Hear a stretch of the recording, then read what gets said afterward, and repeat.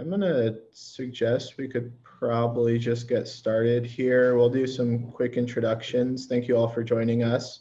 Hopefully this will be an informative session for everybody. We have some excellent panelists here to field questions and help you think about SB-34 differently, or maybe the same, but hopefully improve your understanding of SB-34. So I'd like to just quickly introduce Angela Davis, who's the Project and Policy Manager for Salt Lake City's Planning Department. We have David Fields, who's the Housing Program Specialist for the Department of Workforce Services, Office of Housing and Community Development. And we have Jake Young, who is the Planning Program Manager at Salt Lake County. If any of you three want to add anything, maybe just a quick introduction for yourselves, then you're welcome to. Otherwise, we can jump into the Q&A. I'll just say that I'm Angela Price. You combined me and David into one, which kind of works, so.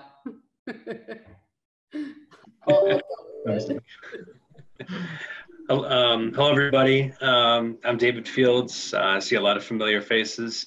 Hope everybody's doing well and staying safe. For those of you who don't know me, I'm the Housing Program Specialist, as Carson mentioned, over at the State of Utah Office of Housing and Community Development.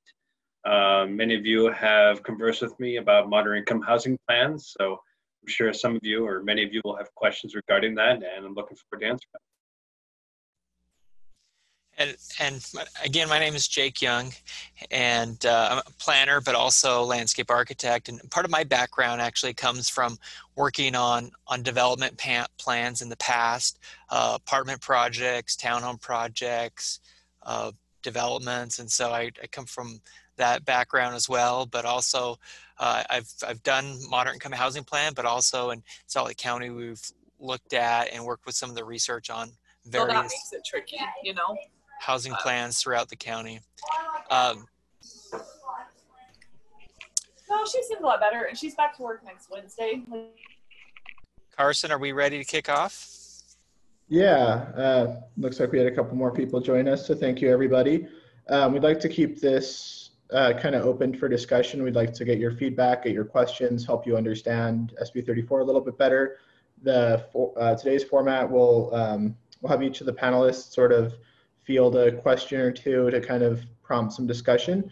And then we'd love your feedback in any way you feel comfortable. We'll open up a whiteboard so you can kind of respond that way if you prefer. You're welcome to type questions into chat if you're more comfortable with that. Or if you'd like, you can raise your hand and be one of the brave participants who asks a question on the Zoom call. So any medium you feel comfortable with, we'd love to hear back from you. So Jake, I'll turn it over to you for the first question, and I'll throw it up on the whiteboard so folks can read it. Great, fantastic. And you know, I'd like to invite everybody to turn on their cameras as well as they discuss. It's nice to see everybody's beautiful face. I think that's the thing I miss the most about real in-person conferences, is saying hi to friends and seeing people I know throughout the state. So our first question here is, how are you dealing with community pushback or concern when it comes to new moderate income housing projects or development?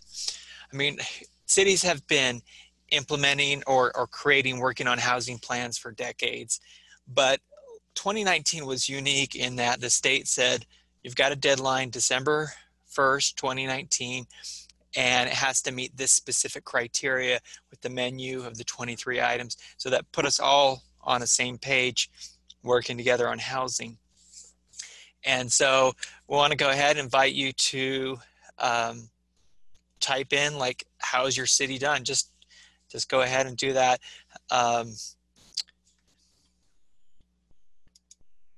And Carson, will you give an example of how to use the tool? If you go up to the top of your screen and you see view options, then you click on annotate. That's where you can grab the little text tool or the writing tool. There you go.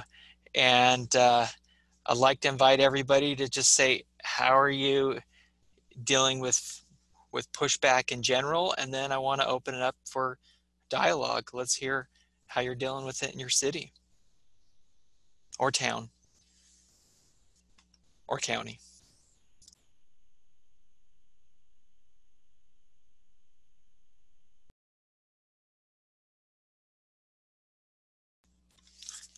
Don't be shy. Let's hear if how you're dealing with the pushback in your city. Jake, this is Jamie. I'm with Heber, and I'll maybe say something. Can you hear me all right? I can hear you Okay. loud and clear. So this is a great question, actually. It's one that I would love to hear from others on. One of the things that we did is we have a mandatory housing ordinance, which requires either someone build 10% of the housing or donate land or money or do something, right? So it's something we've done in the past, went away for a while. We started doing it again right before Senate Bill 34 came out. And one of the good things that's been for us is that because the council made that choice to have that program or that ordinance in effect, is that it's an administrative thing at this point where you see a development come in, it's like, okay, how are you going to address this? You have to do this. And maybe if someone's like, well, I really don't like the twin homes or whatever, the point is that there's not a lot of discussion. It's something that's a requirement. And so that helps when it becomes, for us, that's helped. But we are still having this issue when it comes to legislative issues like rezones or annexations, things like that. And people are saying, yeah, we'll address affordable housing, but ultimately the big concern is density, right? So that's, for us, the issue I think that we've seen is how do we do it while still maintaining that balance? We're dealing with community pushback on densities and height, things like that. So like I said, the administrative thing has helped us for those who aren't trying to do something legislative. For those who are, that's where we're getting most of the pushback, and we're trying to find that balance. So, Thanks, Jamie.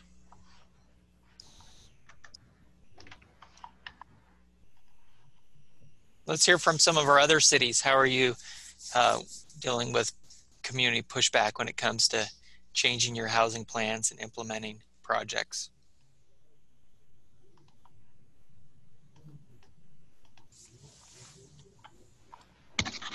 Hey, Jake, can you hear me? Yes, loud and clear. This is Randy Parker, and I'm not one of those community folks. In fact, I signed up for this session so I could learn a little bit more about some of these issues. I'm with the U.S. Department of Agriculture Rural Development, and we are very involved in rural Utah in providing financial assistance through our moderate income housing program, as well as our self-help program, where people use sweat equity to build a group of homes. We've done that in a number of communities around Utah, Heber being one that's been very successful, up in the Cache Valley, even down in Washington County. My reason for being on this discussion was to understand a little bit more about the dynamics of some of, the political dynamics of helping to provide affordable, moderate income. And I guess we may as well even throw out the bad terminology, low income housing, because you know what, we're facing that crisis in Utah just the same. And for us at USDA and what we're trying to do to help with this housing gap that we're seeing in rural Utah is work with the communities to provide more moderate income housing and even in some cases low income housing. So that's the reason why I signed on for this discussion today, is I want to learn from you all what's going on, the political issues that you're dealing with, and how we might be able to help. So thanks for giving me an opportunity to say a few words. Thank you, Randy. Glad to have you on here. Those are important programs. I've seen some of those. I've seen your program implemented in Cache Valley with Neighborhood Nonprofit up there. It's a great program. Yep. And it's really done a lot of good things, hasn't it? It has. if I might add something, Randy, This is Jamie. I'm with Heber City, and I'm actually a participant in the self-help program, and we have a house through self-help. And I'll tell you, our community has, from what I've generally heard, that's their preferred way of addressing moderate income housing in our city, because it is a single family product. It allows people to do their own work. They see the people putting effort into it. There's home ownership and kind of that vested interest that comes with owning property. And so I think it's great for those other communities who are listening and who are joining. If you are in rural Utah or have the ability to work with, say, self-help or rural, development agency, USDA, that's been a successful project for us that we are continuing as they're trying to develop in our city. Thank you, Jamie. That I appreciate that testimonial. The pride in home ownership for folks that are in moderate income housing is absolutely phenomenal. And as the state director here for Utah for USDA Rural Development, I'm really proud of what we're accomplishing. So thank you for your words, Jamie. It's greatly appreciated. I want to ask, does anybody know of a similar product that works in urban areas where someone can come in and provide sweat equity and participate, in the framing, the sheetrock and that kind of work and earn their down payment, kind of like it works with this rural program? Does anybody know of those opportunities that also apply in the urban areas?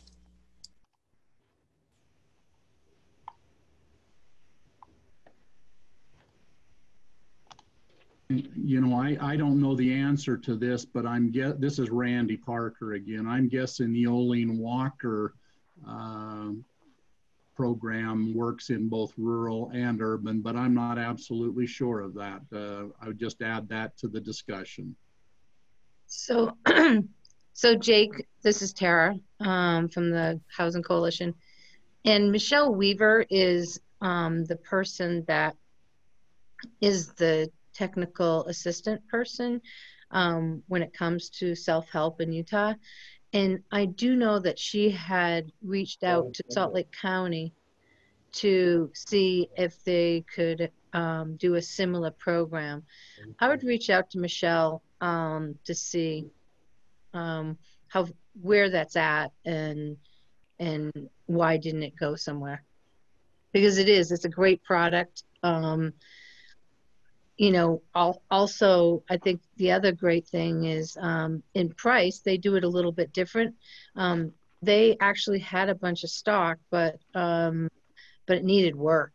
And so what they had done is taken the approach of purchasing the place, having them work with a contractor to come up with a list of things before they could move in.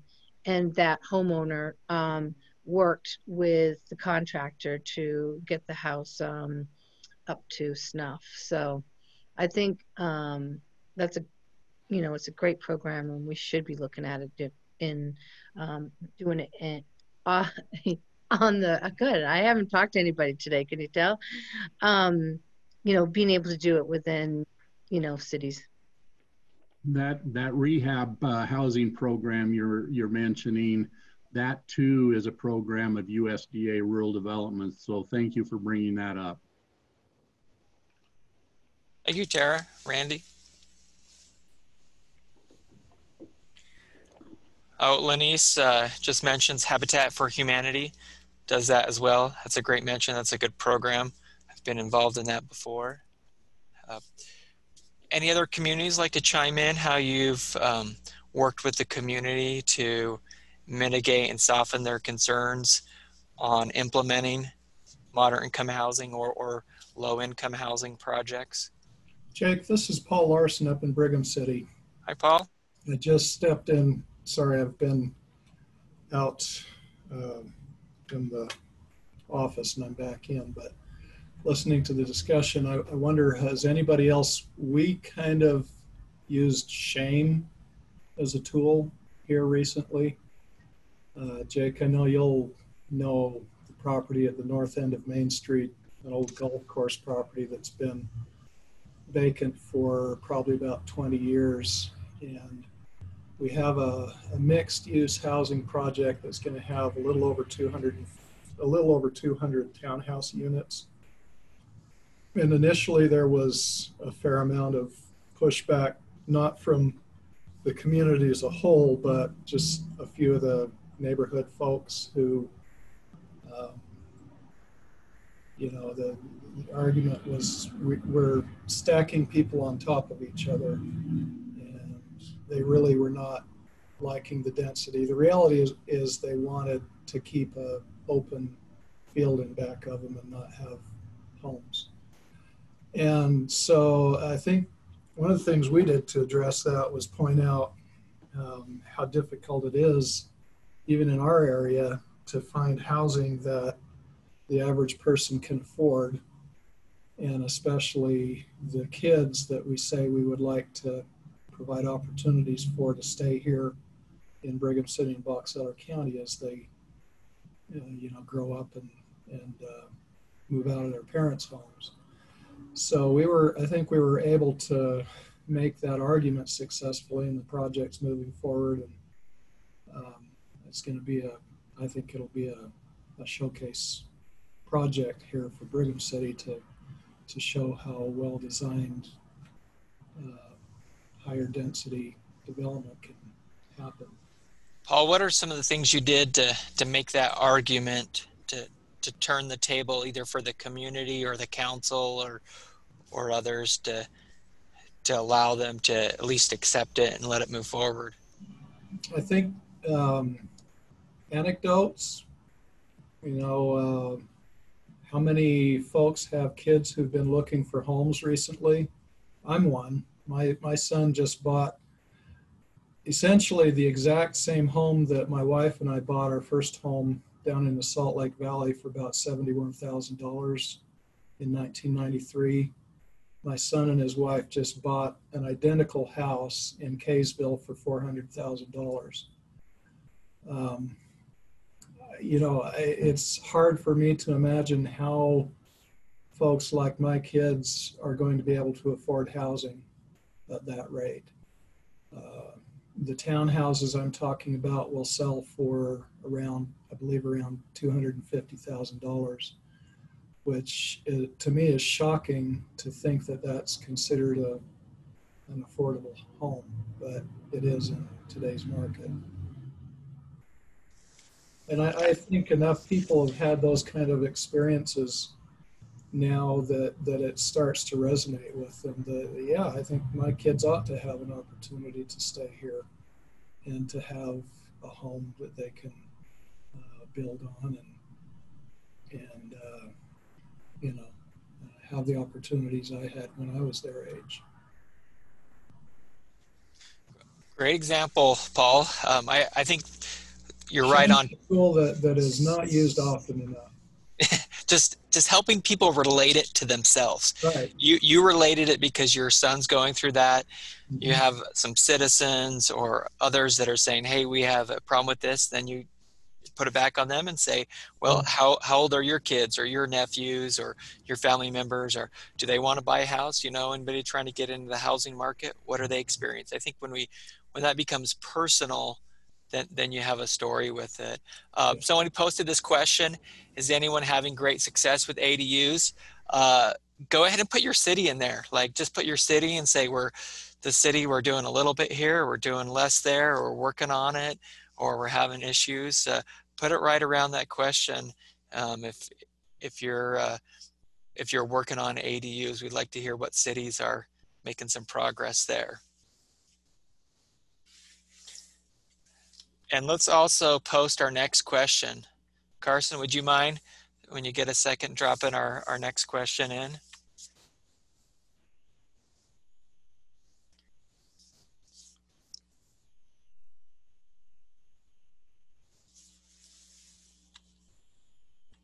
Just imagine we're all sitting around a big table having discussion about this, drinking your favorite beverage, even if it's to keep you awake. Okay, This is the question I actually was the most excited about. I circled this one when we were putting together this session. Which strategy do you expect to have the biggest impact on making more affordable housing? And when I thought about this question, I'm not a huge baseball fan. You can say I'm not a good American because I don't love baseball, and I'm sorry. But I do like going in person, and I like the food and all that. But I love the movie Moneyball, and I like the book, and I like that idea of using numbers and statistics to make big things happen. And so I want to say, if you could look at the Moneyball strategy and say, which strategy will have the biggest bang for your buck on housing in your city, which one is it? This is where I really want you to dive in. As you've been working on your moderate income housing plan, working with developers, talking with cities, which of all the strategies is going to get your city on base, or is going to hit that home run and really boost your RBI and really make your city start to have housing happen? We're not just talking policy, we're talking homes and apartments or being built.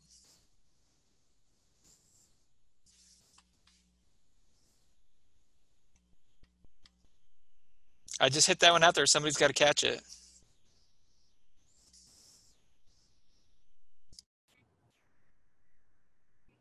And I want to add that there's no right or wrong answers. It's all your communities are different, and you're all approaching this differently, and so we just want to get a sense of how that's going, and you can share with your colleagues. This is Paul again. I'll be shorter this time, but I think in our case, it's really helping people get comfortable with density. And the project I mentioned, one of the things that really excites me about it is the opportunity to showcase a project that is going to be as attractive or more attractive than most of the residential areas in Brigham City, and point to it to show that density doesn't have to be ugly.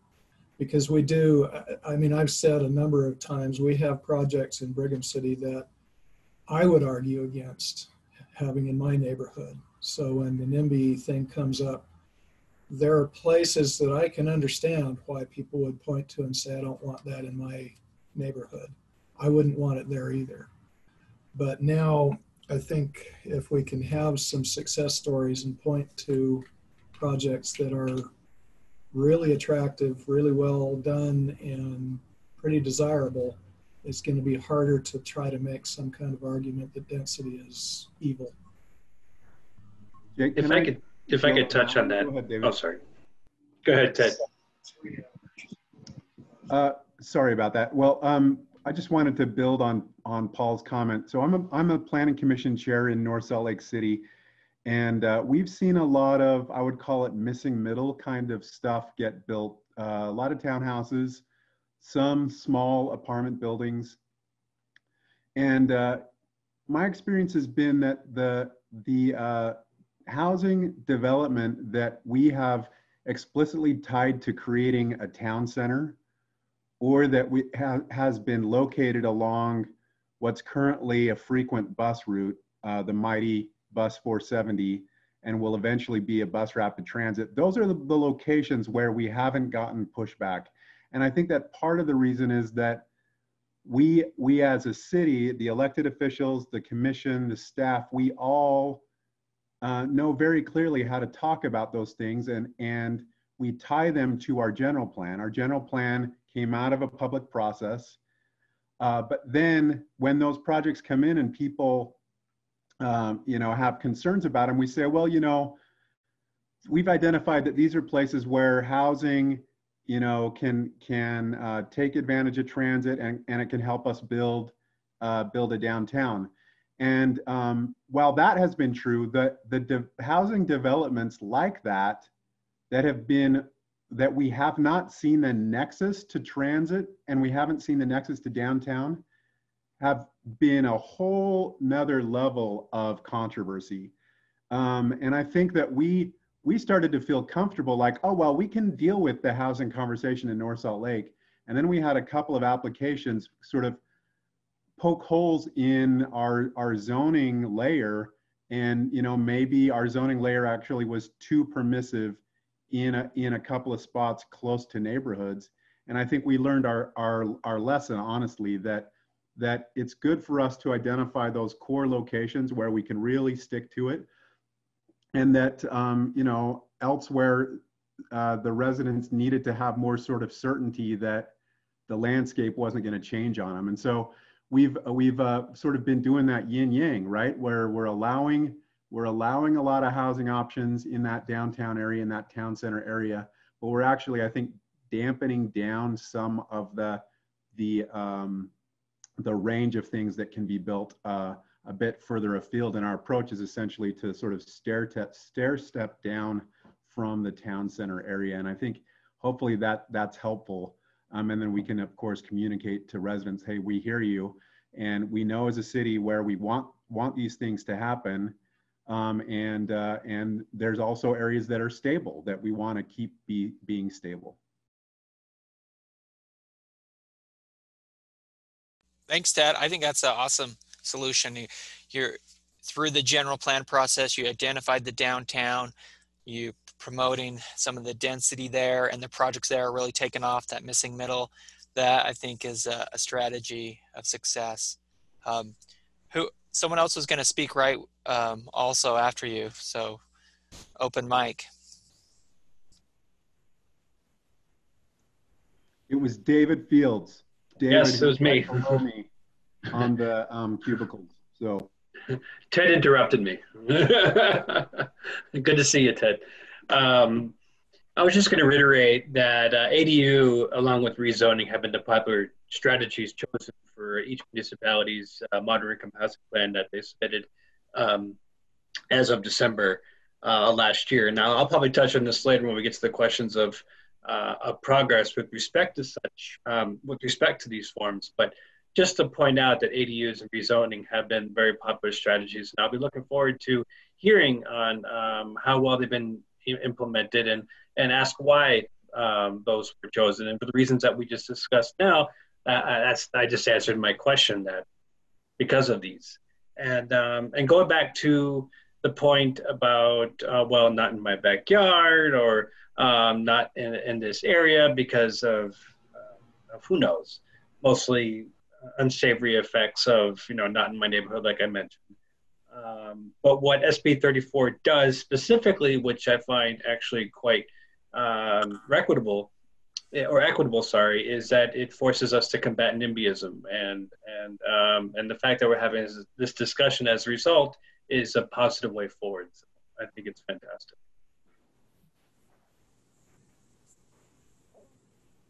Thank you, Dave. I also want to mention here, Sharon just posted a great question for the group. What is your plan if higher densities don't equate to affordability? In West Haven, our rental stock is as expensive as single family homes. That's a great question, Sharon. Put that out there for the group. And then also the other question that we have out as well. Does anybody want to field those two questions? Anybody, I don't know, from Ogden or Clearfield? Well, Jake, this is Greg Montgomery. I maybe have another question to add to that, or maybe two questions. One is, in most communities, do you know what your mix is of single family to other types of housing? Whether it be duplex, fourplex, or the higher number of units in a project. Does anyone have an idea of what their mixes are?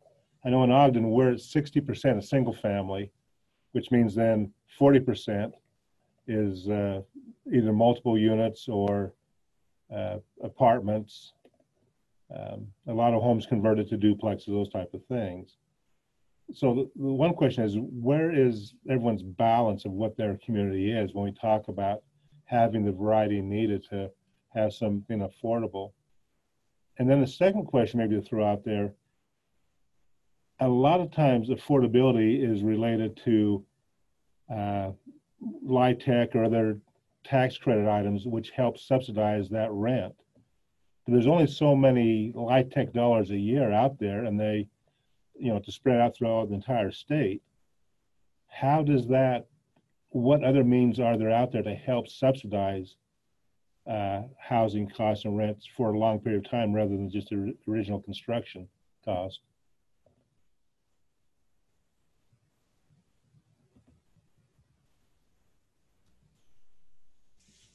Thank you, Greg. Those are good questions. I know we've got some experts on affordable housing. Do you want to, Tara, do you want to chime in on maybe Greg's question on that one?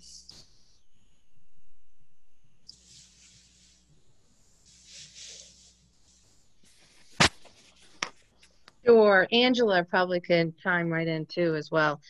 I think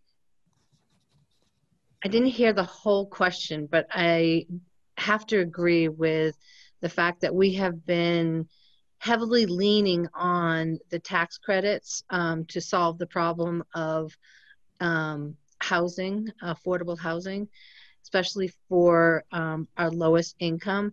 But at this time, we are continuing not to be able to drill down to the actual housing that we need, which is around the 30% of AMI, and that's about $12 an hour. And so we need to be looking for more subsidy to be able to, you know, help those projects pencil. But I didn't hear the rest of the question. Sorry. I can chime in really quickly. So Sharon, you have a really great point on this question. And I think it's a bit of a misnomer. And if any of you attended Lanice and I's session this morning, we talked about just sort of reframing the conversation around SB-34 and density versus intensity. And I think in Salt Lake, you know, we have a lot of density, right? And a lot of intensity downtown. And I feel like every time I go around a corner downtown, there's like mysteriously a brand new high rise that's gone in. But yet we still have a pretty substantial affordability crisis in Salt Lake City. And how we're addressing that as a city is our planning division is currently going through a pretty robust public process on an affordable housing overlay zone, which would give different types of incentives if you are going to include deed restricted affordable units within the development. And those incentives vary from, you know, reduced lot sizes to more density around transit areas and things like that. And so that's part of what we're doing is looking at ways that we can incentivize those developments. And so what you could do, one of the things you could consider is allowing for density bonuses within your zoning ordinance for developers that are willing to put in affordable units. And as Tara said, what we're really struggling with right now is that 30 to 50% area median income threshold. Those folks are really struggling to find places to live.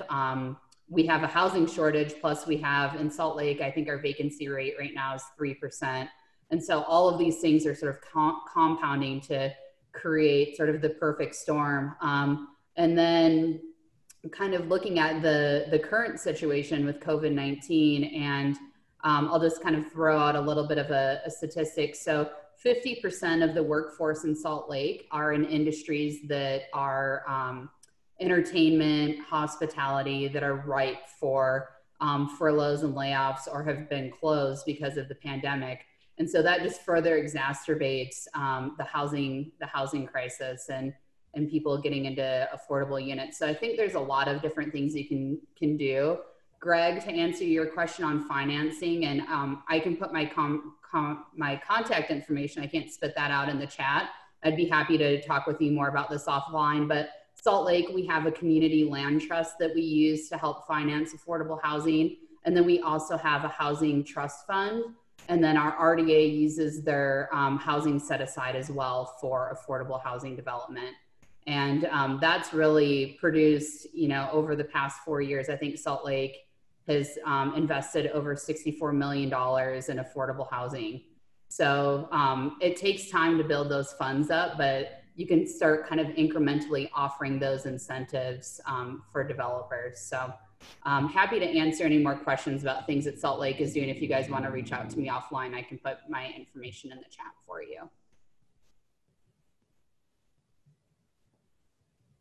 Maybe just one other question with that. You know, when you talk about densities, well, we have no density limit in our downtown. So that really wouldn't be any incentive to anybody because there is no density limit. I mean, no restriction. But it sounds like more some of those financial things of trusts or other things may be ways to look at it. Yeah, getting people through your development process quicker is a pretty big incentive for developers. Parking reductions. Sometimes I think about, this is kind of a funny metaphor, but I think about people that want to buy an inexpensive car, right? Typically, if you're looking for an inexpensive car, you're looking for an older car. And I think it's a challenge when you know, we're playing catch up in our metro area for housing, to expect that housing to both be new and to be inexpensive. And I said this in an earlier session, but the only way we can get more older housing is by building it new. And so if we need to get that product out there, and then it can turn into, you know, there's a term in the housing world, naturally occurring affordable housing over time. But if we don't build it, we're never going to have that housing stock that sort of alleviates the bulge of demand for different kinds of housing products. So that may not hit everybody right, but there's a little bit of a long game here when we're talking about housing. And I think sometimes in communities, there's a premium even for perhaps rental or perhaps townhouses, because let's say there's seniors that want to stay in that community really badly, and because of the undersupply, they're willing to bid up that price a little bit. I know that happened with my mom in Bountiful. So housing is this funny thing with the demand and supply. Goodness gracious. Anyway, I'll stop talking. This is Tara again. You know, I think one of the things, I'm not sure if you're going to ask this question, you're going to talk about preservation within this group, Jake? I think we didn't have it penciled down, but absolutely. Why don't you go ahead and lead off with your question about preservation, and then Angela has a question coming up after that. But yeah, go right ahead. This is a roundtable. So one of the issues is that, you know, that housing is no longer a shelter, it's an investment. And so many of our cities are seeing, you know, our multifamily housing going to a portfolio opposed to, you know, Uncle Don down the street, you know. So how do we preserve these as housing that people can afford? Because we need that natural occurring housing. We don't need it to be sold to a portfolio that expects to make money and more money every year. And so I'm wondering, you know, if there's any way that we could, or any cities have any luck on, you know, keeping those housing stock, you know, available.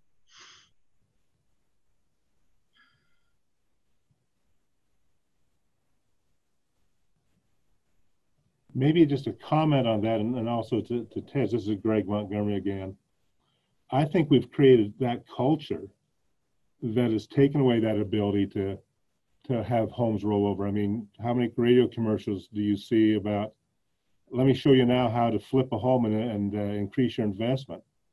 So a lot of our single family older homes aren't available to people because they become bought out by larger companies to rent out, and so no one can have the chance to own it, live in it, and realize, if you will, the American dream that was brought up earlier. And we also produce in our marketing you can't live in that small space. You got to have something just as big as your parents had once they retired. And that's how we market. The real estate market markets. You've got to have a home at least this big, or you're just not in with people. And I think part of it is the stereotypes we've created.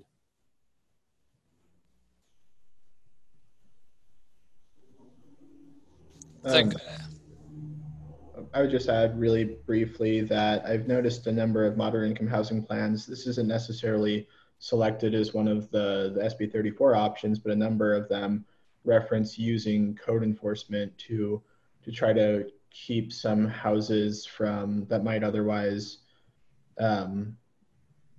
become less habitable or less occupable over time. Use code enforcement practices to try to prevent that attrition. Is that do any of your communities do that? And I'd be curious to just briefly hear if you found success in that practice or not.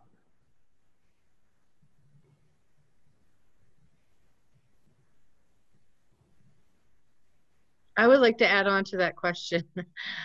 Is anybody, I know Salt Lake City has some, but across the state, are there programs out there to help landlords bring things up to code, whether it is a grant program that would be used to make a deed restriction or a loan program for even single family homes or multifamily?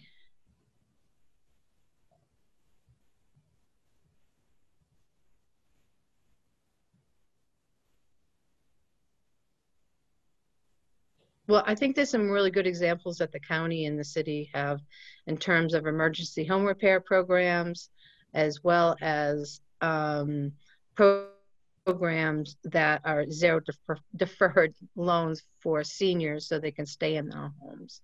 I think there's some, great things that we could actually probably look at putting, on the Christmas tree, one of the ornaments that they can pick up. And using their federal funds in a creative way to, preserve housing in their community.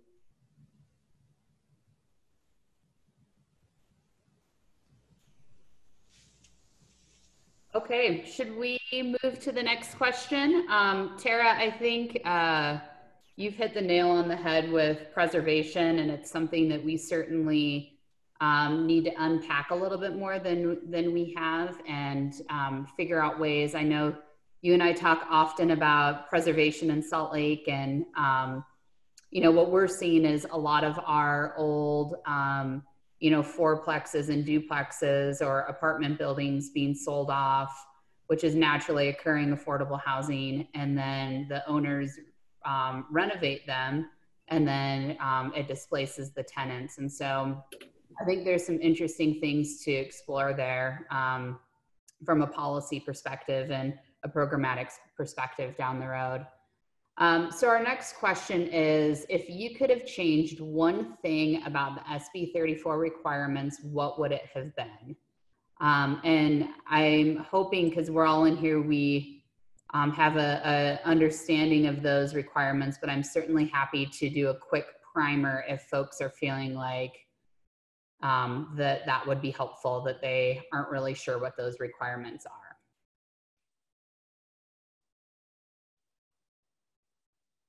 And I'm kind of mean, I play sudden death, and so I'll just start calling on friends in here. Jake's far nicer than I am. Anybody have any thoughts there?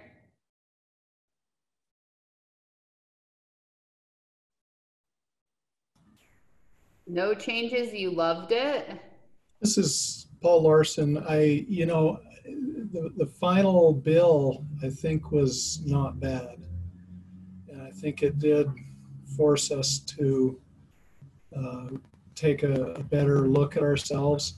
I think the one thing that I might take exception with is the threshold of how large of a city or that kind of thing you need to be subject to that. In Box Elder County, I believe the only two cities that are subject to the law are Tremont and Brigham City. And I would argue, and Jake would probably know our situation. I would argue that we were already pretty much in compliance with almost all of SB-34 before it was adopted. Other communities and unincorporated areas that have the ability to host a lot more low-income or affordable housing don't have that requirement because they're under a certain threshold of population. And so that's something I would maybe take a hard look at and maybe that will come around again in a future tier, but I would argue that some of these other communities that have even actively opposed having any affordable or attainable housing in their communities need to come to the table and play ball as well.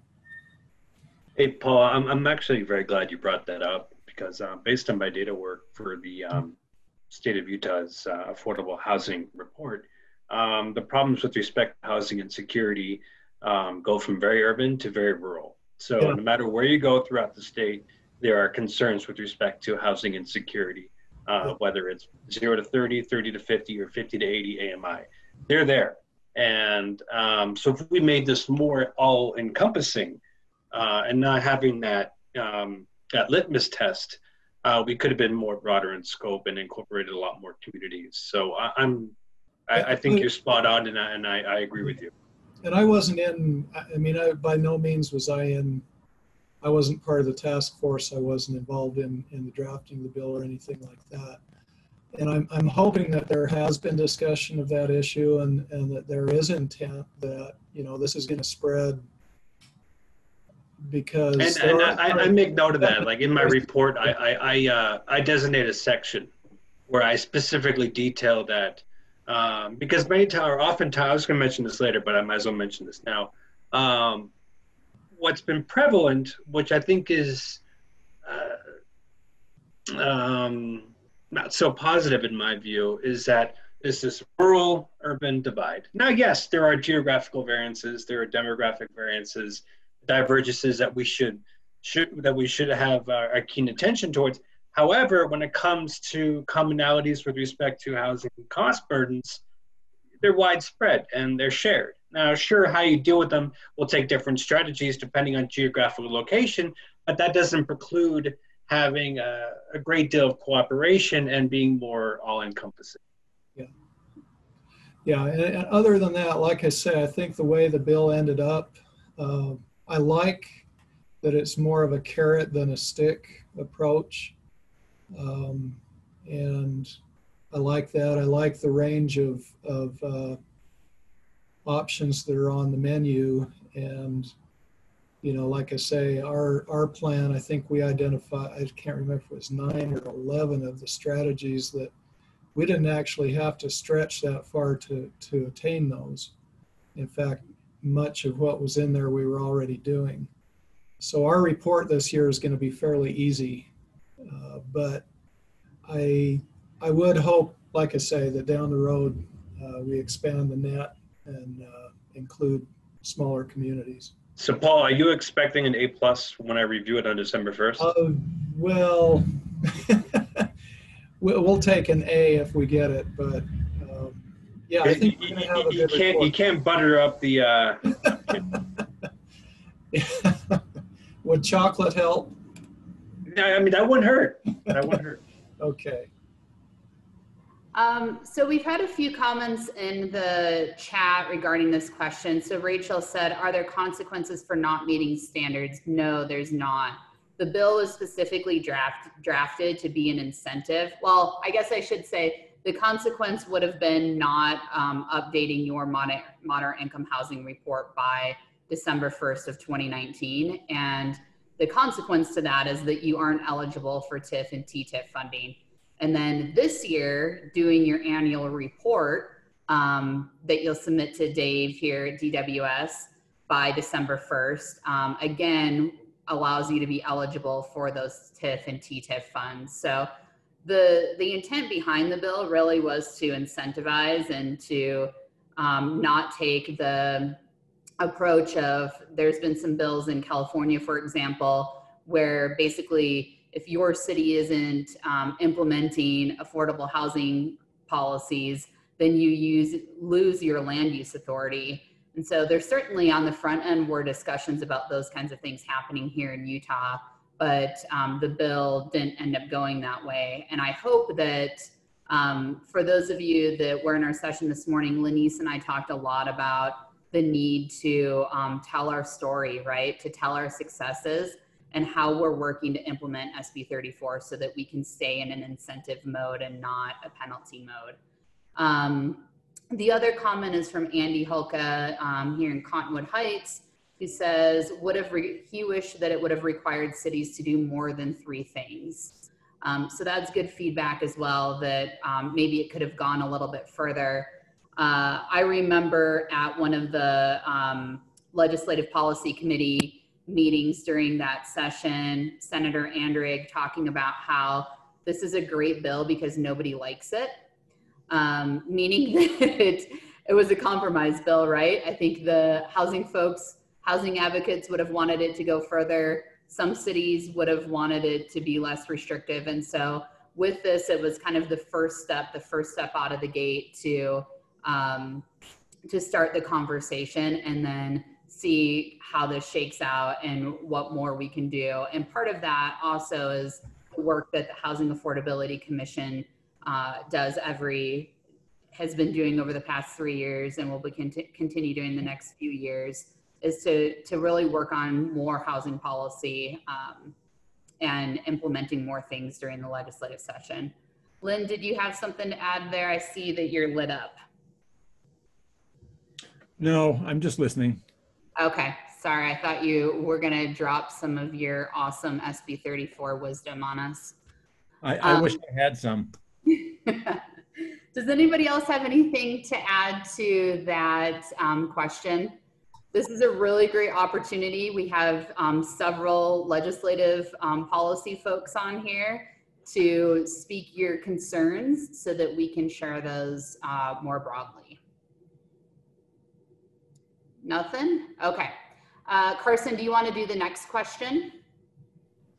Sure, I will go ahead and see if I can get quicker at copy and pasting here. So many little screens. So the next question we'd like to hear some feedback on, I just posted on the whiteboard here, is how has COVID-19 affected your community's ability to progress with your moderate income housing plan? And I know everybody's tired of hearing about COVID-19 and dealing with COVID-19, but I've heard from some of you, I guess not necessarily in this room, but I've heard from some of you or from some communities that their offices are just swarmed with building permits, for example, and their planners have had limited time to do some of the broader planning efforts that they wanted to look at when they were maybe when they were considering it back in March. So I would love to hear if this has been a challenge, and maybe it has, maybe it hasn't, but if you have any feedback on that, that would be really, really helpful for us to better understand how this pandemic has affected your ability to look at housing.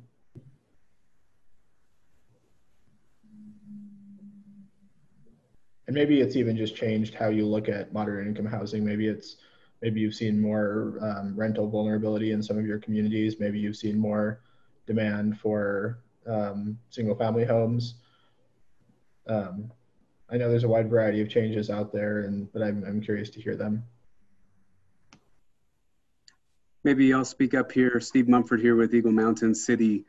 Carson, you just explained Eagle Mountain, where I really thought that there would at least be a slight dip in the housing market during the downturn or during the pandemic, and instead we've experienced record growth, especially with single family homes.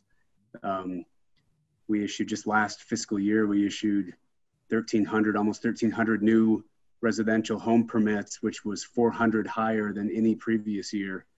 And a lot of those were during these months of the pandemic. March, April, May were huge months for us in new homes. And the thing we've struggled with over the years is that Eagle Mountain is the affordable place in the area along the Wasatch Front there with single family homes for new home buyers. Everyone comes out there to buy a new single family home because you can, drive until you qualify.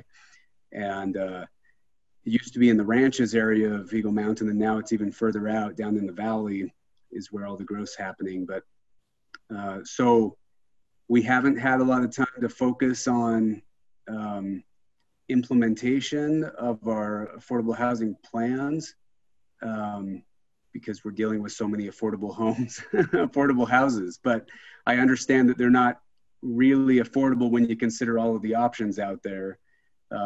So yeah, we're struggling, but we're still trying to find time to figure out other options. I think one thing this is Greg Montgomery again, one thing that Steve touched on that I think is affecting it is, I think everyone is seeing an increase in building. The problem is materials and being able to get those are now going up, or they're so far out. For example, I was just talking to a truss manufacturer. They're not even taking orders for roof trusses for 4 months because they can't fill them. They said, we can't even get them. We're not taking any more orders. Other people said, we can't find siding. That's 2 months out before you can even get an order. I think materials and material costs are one of the things that COVID has done to drive up prices. And with the amount of building taking place has limited supply of materials.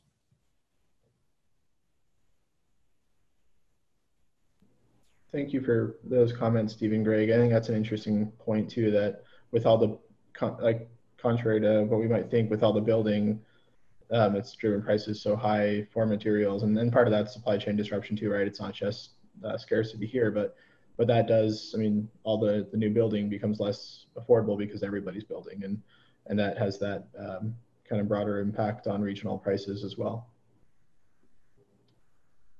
If I could add to that, Carson, you actually bring up a very good point. There's this common conception that, scarcity is what's driving prices up. But then when we look at the actual supply numbers, we see a great deal of excess capacity. And with this great deal of excess capacity, that sort of dynamic is sort of inverted. And what I mean by that is that it's not necessarily scarcity that's driving prices up. There are other variables. Now that begs the question, what are those other variables? There can be many investigations as to what's causing that. Is it spillover effects from California, Washington? Is it well storage? Who knows? But it opens the doors for more research questions into what's driving the prices, even the conditions with respect to the pandemic, because our immediate assumption, like Steve said, is that with the pandemic and economic downturn, that would certainly relate to a precipitous decline in housing prices, but we didn't see that. So it opens the doors for research, and these are questions that I'm touching on in my report, so be on the lookout.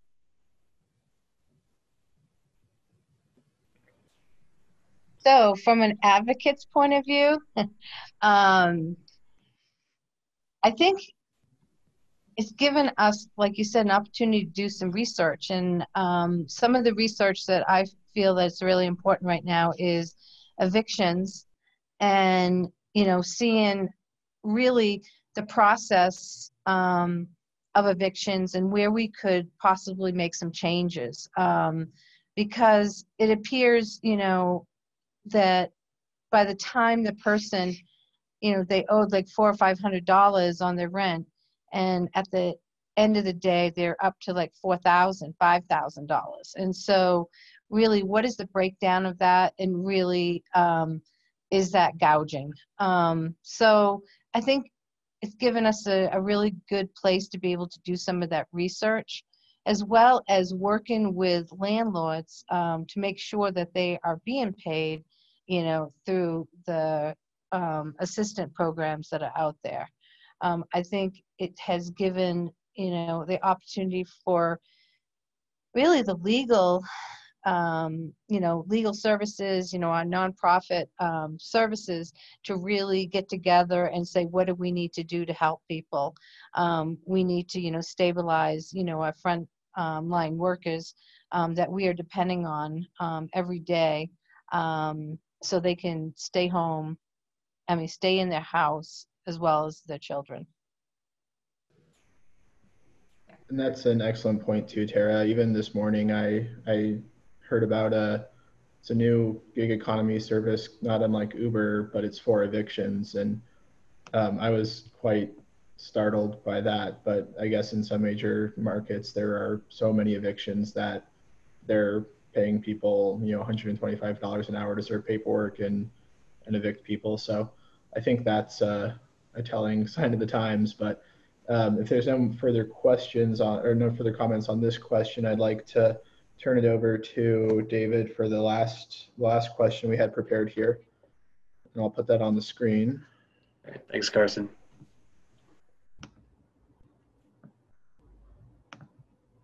Oh, where'd it go?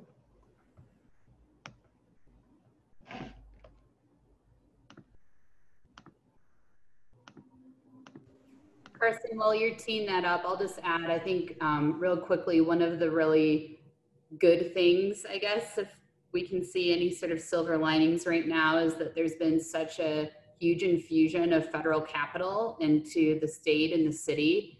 And so there's a lot of collaboration happening on using federal funds, both CARES and then HUD CARES funding, to make some real change in housing, whether that's purchasing hotels for SROs or, looking at more permanent supportive housing solutions. And so this infusion of capital has really kind of given us an opportunity to step back for a second and say, okay, what's the bigger vision that we have within our housing plan and the bigger needs that we need within our community, and how can we address it with this capital that we've gotten that we haven't ever had before? So I guess if there's a pro, it's that. That's an excellent point, Angela. And a case in point is the rental assistance program that my office has been spearheading. So please, if you want some more information regarding the rental assistance, we want to make it as well known and as available as possible. It's out there, and if you need more information regarding that, that's based on a lot of the CARES funding that we received, and we want that to be utilized as much as possible. So please reach out to us, and I can provide as much information on what the rental assistance program covers and how it should be used depending on the applicant. So, okay. So the last question, has reviewing the housing needs analysis changed your city's thinking concerning housing?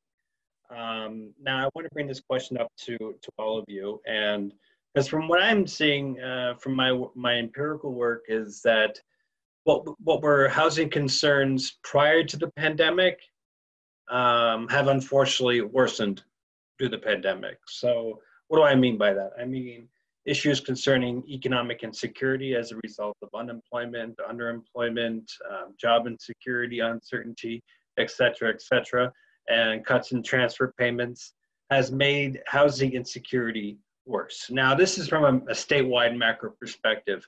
So I want to gauge what's it been like at the particular level within your municipality. Has the pandemic or has the recent months where we've seen these drastic changes in the data have set a recourse in how you're going to gauge how well you've implemented your measures, or if you can or not? Has it changed what you're going to be addressing when you submit your report to me December 1st? I want to gauge your thoughts, and if you have any questions of how you should go about re-strategizing, perhaps you could bring that up too. So the floor is open. I would like to hear your thoughts.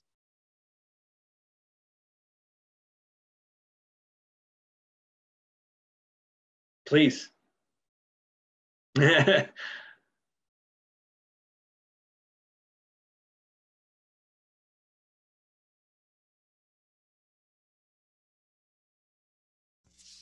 Dave, I'll throw something out while others are putting their thoughts together. When I was looking at stuff in Salt Lake County, I was really surprised at some of the areas up near the canyons that are unincorporated, the Granite community and others. The incomes were just so high in the Cottonwood Canyons, which were part of the county and looking at housing there, the incomes were so high that the numbers were so low. And it was a big surprise to me knowing that in the Salt Lake Valley, there's all kinds of demand for affordable housing, yet because of the math and the requirements of the nature, it was like, oh, they don't have a affordable housing problem up near the mouth of the canyons. Well, of course they do. People just can't afford to live there because they don't even have the incomes to be even close. Well, yeah, so there's the math game to it that surprised me.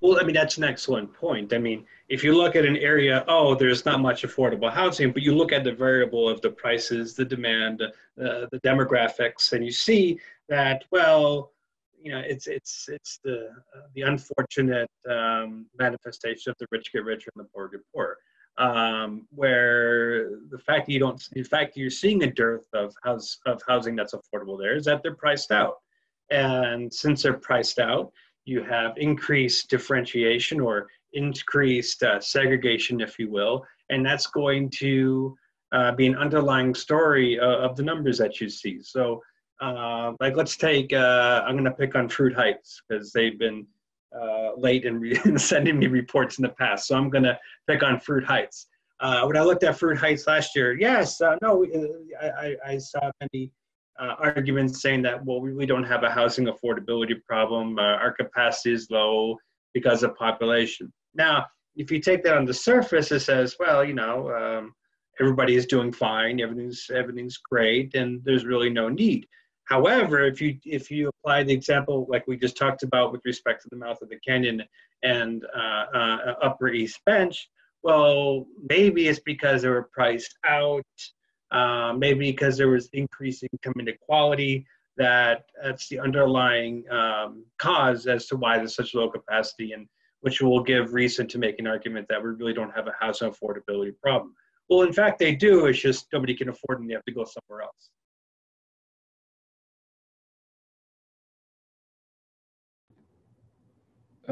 If it's all right, maybe I could phrase this question a slightly different way. Have any of your communities discovered unique housing challenges that you have? For example, I don't know if anybody from Vernal is on the line, but I'll pick on Vernal. I noticed that in their moderate income housing plan, they identified that they have a lot of, since they have a lot of natural gas and oil field workers, they have kind of a high transient population where, you know, they have an affordable housing shortage one day, and then the next day they have a surplus of housing. And so they were trying to create a plan that looked at that specific need. And I'm curious if any of your communities through the SB-34 or even before SB-34 process of looking at your housing plan, have you identified specific needs or unique needs in your community?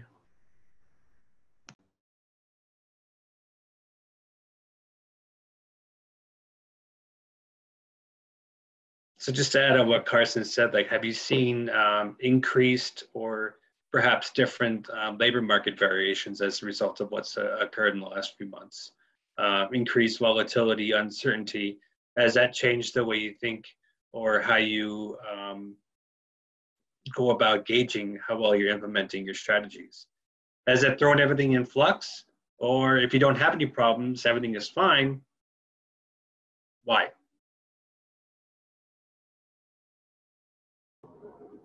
Is everybody asleep?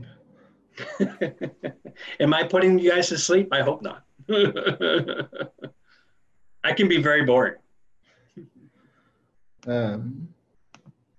Well, if there's no comments on that, maybe we can try to have some kind of session in the future offline and try to figure out some of these, dig through some of these issues.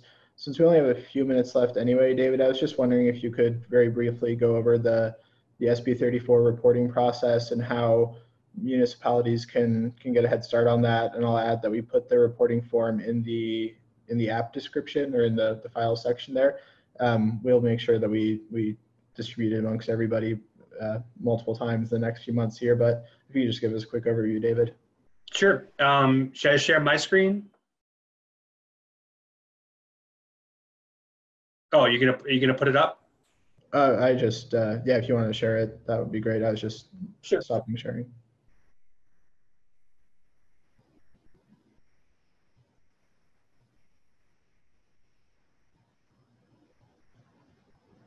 In the future, we'll make everybody be on video.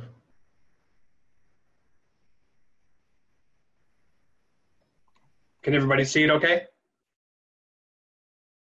Great. Okay.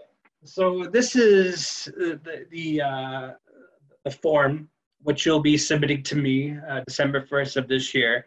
And I think it was Paul Larson before who had the question of whether or not this would be a fillable PDF. And to answer that question, yes, I contacted our public relations department, and they are in the process of making a fillable PDF that you can download or that you can write online. So once that's ready to go, I'll let you know, and I'll make that that information public, so we don't have issues of whether or not you could fill it in as a PDF, or if you had that weird comment that should have been there. But everything that's fixed, and we're taking that care of. So that's covered. As you see here, this is the form which you may or may not have used when you submitted your the plans that you're going to be working on last year of December 1st. But December 1st of this year, a gauge, a progress report, if you will, of how well you've been doing with respect to the strategies that you chose. So what am I looking for? So you can reiterate what strategies you chose, and if not, you can just tell me directly what problems, concerns, qualms, contradictions, bifurcations, et cetera, have you run into? And if not, why has it been so successful?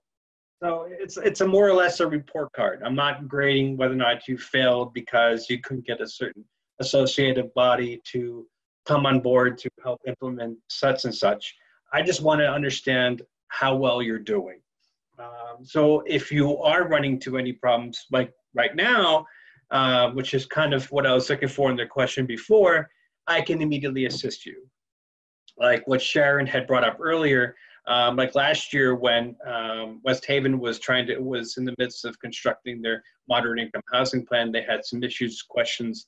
I drove up and I did a workshop, and I was able to answer such questions right there and then.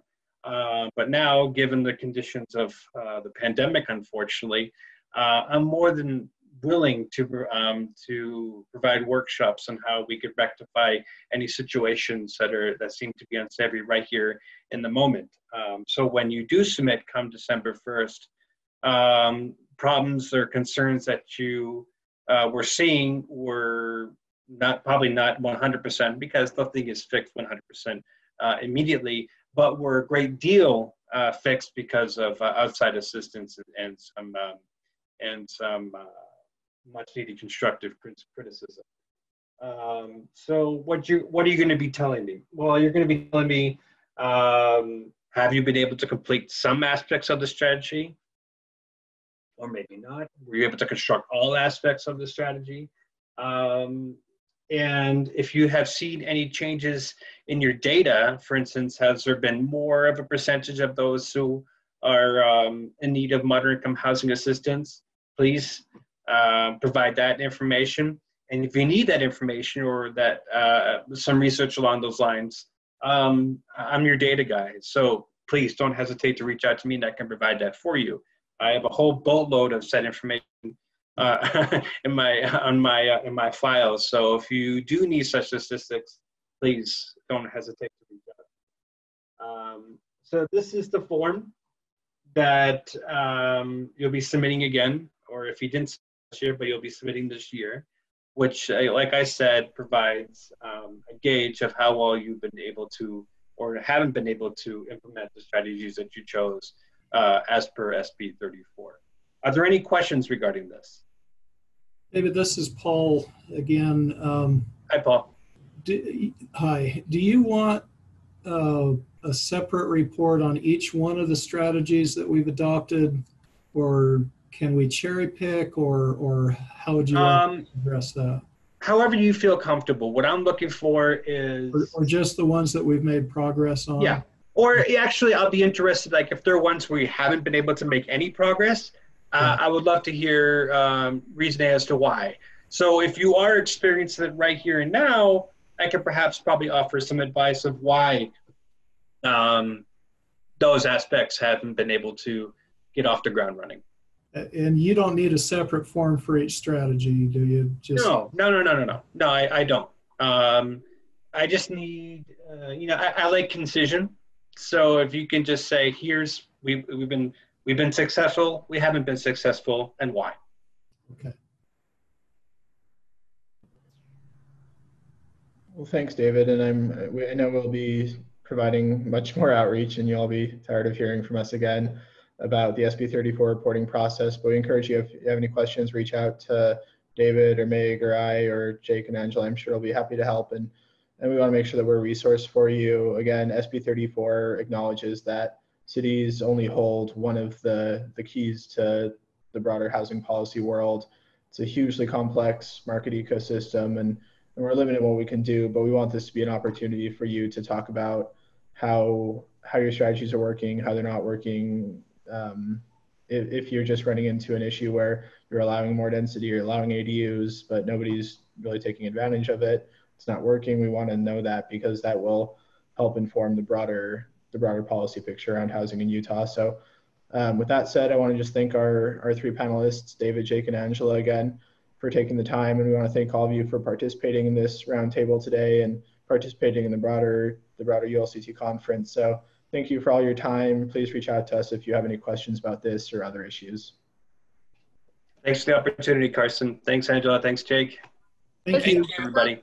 The SB-34 data resource handout that we put together for our session this morning, posted in the chat. And then also know that you need to submit your report to your AOG or MPO as well, in addition to DWS. Two little nuggets. And I believe Meg indicated that the league would like to get a copy as well. If you wouldn't mind, that would be, the more data we get, the better. Yeah. And I promise that our DWS link will be fixed. I've already outed our public relations department. Thank you. Thanks, Perfect. everyone. Thanks for the opportunity, Carson. Yep. Thanks everyone for participating. Fantastic discussion.